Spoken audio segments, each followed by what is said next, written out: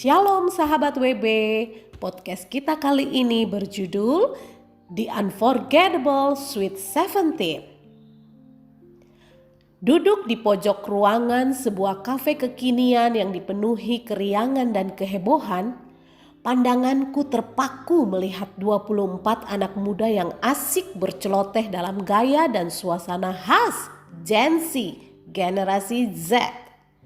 Mereka adalah teman-teman dekat Dara, putri tunggalku. Dara terlihat begitu bahagia di antara teman-temannya. Mereka ramai mengobrol dan mondar-mandir. Ada beberapa istilah dalam pembicaraan mereka yang tak kupahami. Tetapi aku sangat menikmati keseruan mereka berfoto bersama dan berjoget untuk dipasang di TikTok. Memang masa SMA adalah masa yang indah. Dan anak-anak muda ini baru merasakan keindahan itu setelah kurang lebih 2 tahun mereka menjalani KBM, kegiatan belajar mengajar secara daring akibat pandemi COVID-19. Hari ini mereka berkumpul khusus untuk merayakan ulang tahun Dara yang ke-17.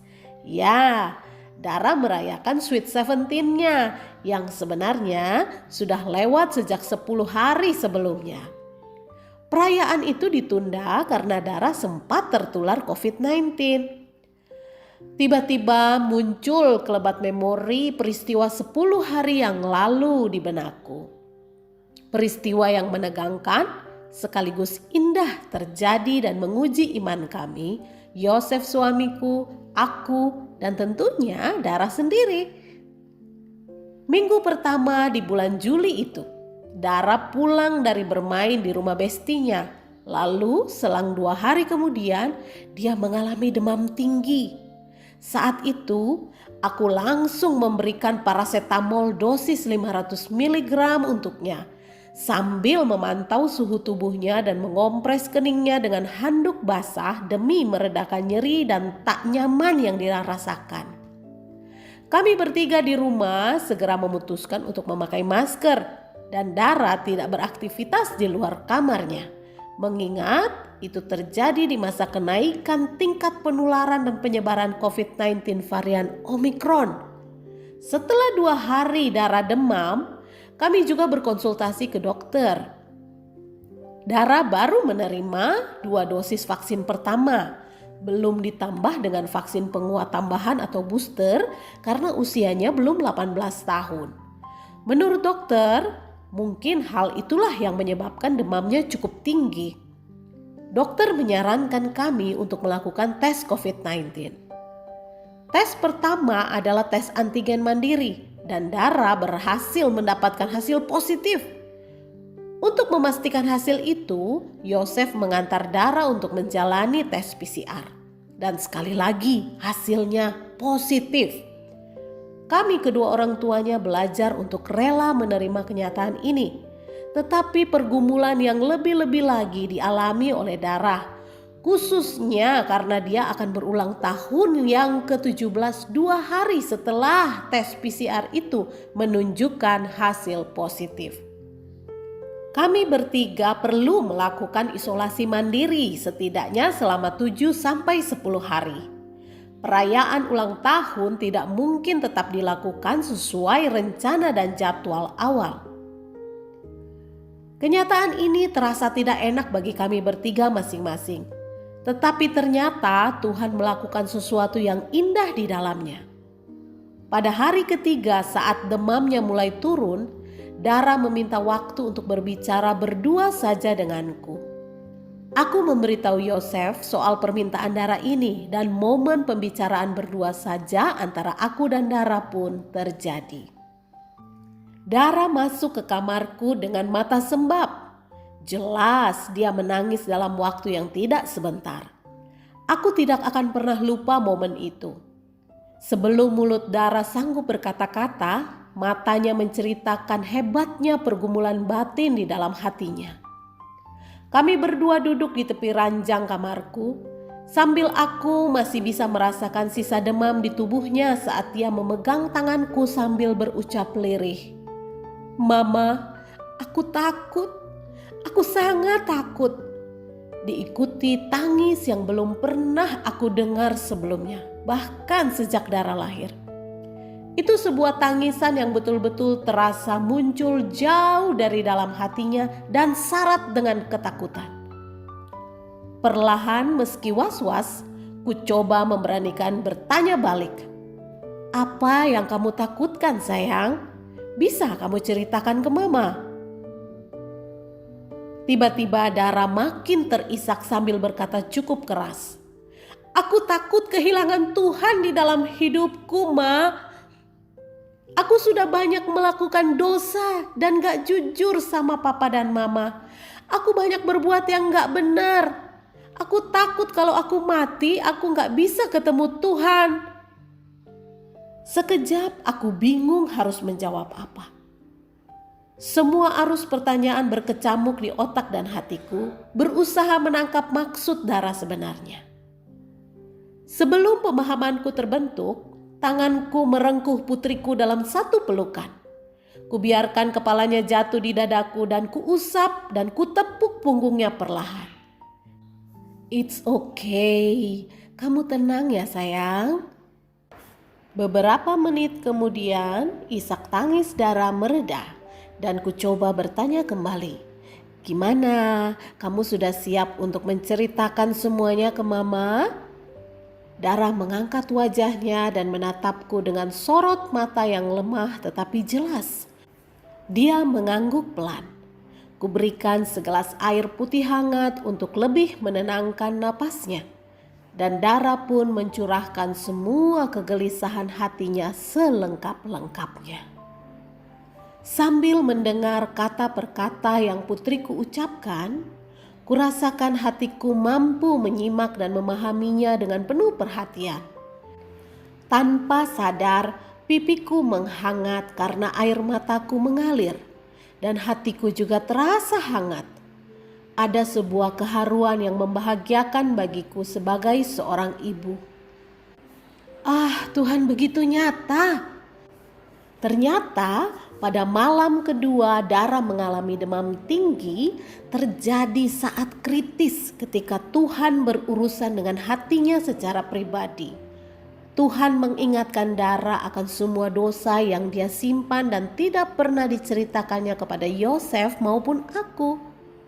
Tuhan mengizinkan Dara takut demi dia bangkit kembali dan berani mengaku kepada kami, lalu menerima pertolongan untuk langkah-langkah selanjutnya. Bagiku sendiri, Tuhan juga bekerja luar biasa. Tak sebersit pun aku merasa dibohongi mendengar pengakuan Dara itu. Justru di hatiku muncul rasa mengerti bahwa seorang anak perempuan di masa akil balik tentu mengalami perjalanan melewati banyak hal yang tidak dimengerti. Aku tahu, aku pun pernah menjadi remaja dan aku paham semua gejolak yang sedang berkecamuk di hati dan pikiran putriku. Hal yang paling membahagiakanku sebagai seorang ibu saat itu adalah rasa takut kehilangan yang begitu kuat disadari oleh Dara itu adalah rasa takut yang sangat tepat.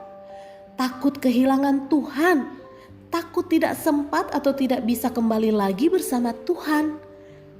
Dara menyadari bahwa Tuhan adalah yang paling berharga bagi dirinya, mengatasi segala hal lain di dalam hidupnya. Mestinya inilah rasa yang paling nyata yang dialami setiap orang yang sudah lahir baru saat sadar untuk bangkit kembali dan melangkah ke arah jati dirinya yang baru. Dari perasaan Dara yang dicurahkannya itu, aku justru tahu pasti bahwa Tuhan sangat mengasihi putriku itu dan dia pun sudah tumbuh menjadi perempuan muda yang sangat mengasihi Tuhan melebihi segalanya. Sahabat WB, setelah pembicaraan dari hati ke hati berdua itu selesai, aku bertanya apakah Dara siap untuk berbicara bertiga dengan papanya. Dia menyatakan dirinya siap. Sambil kutemani dengan hati dan suara yang lebih tenang, Dara menceritakan ulang semuanya kepada Yosef. Yosef menyimak cerita Dara dengan serius dan menanggapinya dengan pelukan hangat seorang ayah untuk putri tercintanya. Dara kembali terisak dalam pelukan papanya, dan melihatnya aku baru paham isi hati yang dirasakan bapa dari anak bungsunya yang sempat terhilang saat anak itu kembali ke rumah. Meski si anak sempat berlaku kurang ajar, meminta hak atas warisannya lebih awal, pergi jauh dan berfoya-foya lalu jatuh miskin, anak itu diterima saat menyadari kejatuhannya dan memutuskan untuk kembali. Dara, putriku, mengalami titik balik dalam hidupnya seperti anak bungsu itu, dan kami merasakan keindahan yang istimewa sebagai orang tuanya. Sahabat WB, akhirnya kami bertiga berdoa bersama sebagai keluarga dengan rasa hati yang sama. Betapa cara Tuhan itu begitu ajaib.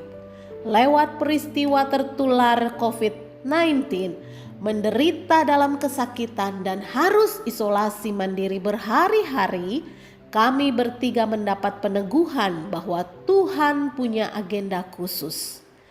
Pertobatan Dara adalah yang utama. Tetapi demikian juga keterbukaan dan komunikasi hati di antara kami bertiga. Seluruh pengalaman itu menjadi begitu indah dan berharga. Begitu berharganya maksud dan kehendak Tuhan yang kami temukan bersama, itu kami sadari. Termasuk dalam hal penundaan perayaan Sweet 17 Dara. Bagaimana Dara dengan rela hati bersedia untuk mengatur ulang rencana perayaan ulang tahunnya ke-17 setelah selesai isolasi mandiri, menjadi bukti bahwa agenda Tuhan jauh lebih berharga daripada rencana manusia.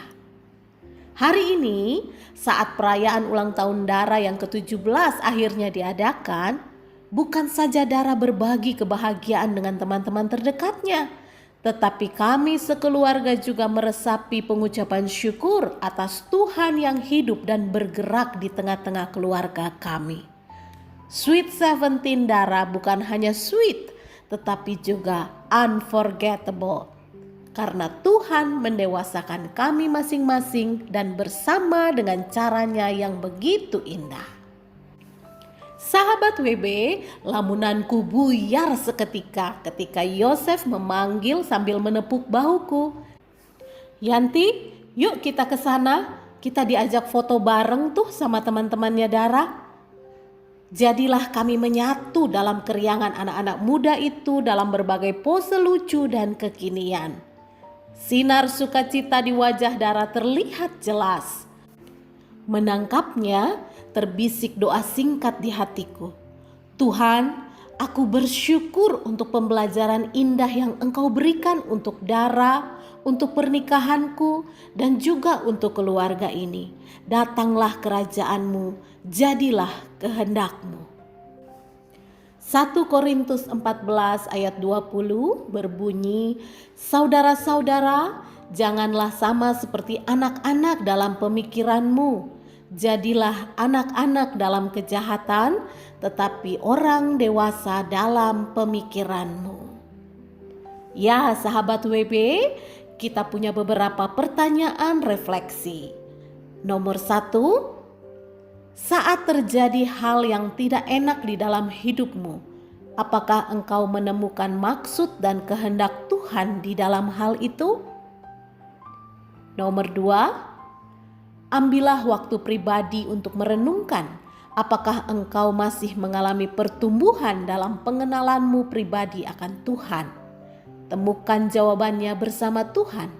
Jika ya, mengapa kamu tetap mengalaminya? Dan jika tidak, mengapa kamu tidak lagi mengalaminya? Nomor 3, temukan penghalang utama yang menghambatmu bertumbuh mengenal Tuhan secara pribadi. Nomor 4, mulailah tanamkan cara pikir yang baru, bahwa Tuhan pasti mengerjakan hal baik lewat setiap peristiwa yang terjadi, bahwa bagian kita adalah menemukan maksud dan kehendak-Nya dan menemukannya itu adalah kekuatan dan sukacita kita. Sahabat WB, demikianlah podcast kita kali ini. Sampai jumpa lagi dan Tuhan Yesus memberkati.